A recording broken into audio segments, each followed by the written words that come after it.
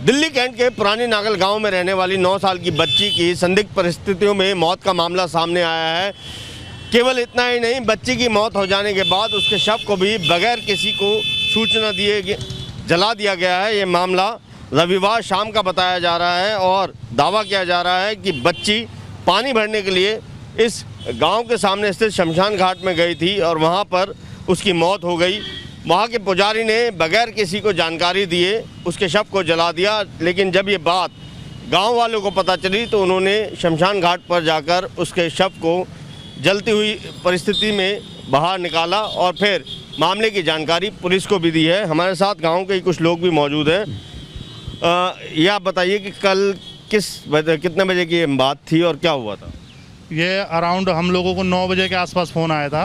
रात को 9 बजे के आसपास हमारे गांव के कुछ लोगों का कि भाई इस तरीके की घटना जो है वो शमशान घाट में घट गई है और वहाँ पे एक बच्ची को बिना बताए बिना जला दिया गया है माँ बाप के। तो हम लोग वहाँ पहुँचे, हमने मामले को जानने का प्रयास किया तो वो 3 लोग थे वहाँ पे, ड्रिंक कर रहे थे वो लोग बैठ करके।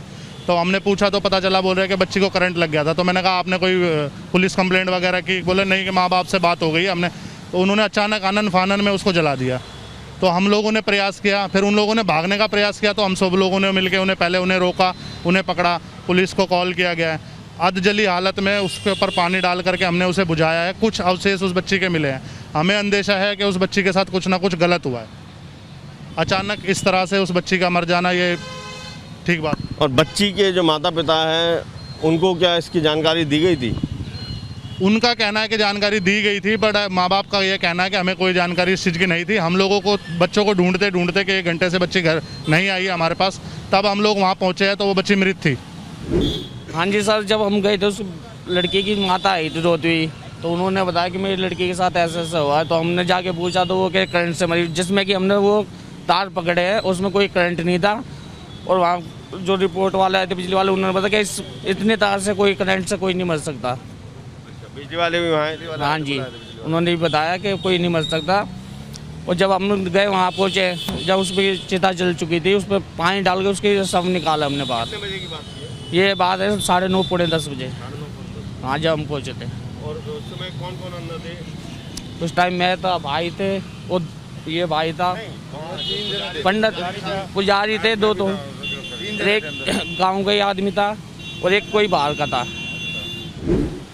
9 साल की बच्ची की संदिग्ध परिस्थिति में हुई मौत के मामले में दिल्ली पुलिस ने एफआईआर दर्ज कर ली है। पुलिस ने इस मामले में 304A, 342, 201 और 34 आईपीसी के तहत मामला दर्ज किया है। पुलिस का ये भी कहना है कि बच्ची की मां ने इस तरीके की कोई आशंका नहीं जताई है कि बच्ची के साथ दुष्कर्म हुआ हो।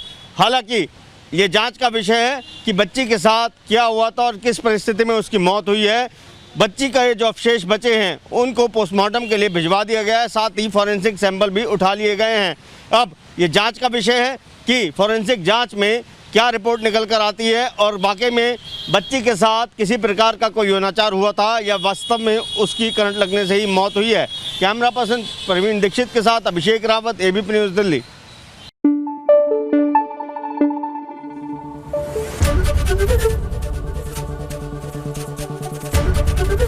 एबीपी न्यूज़ आपको रखे आगे।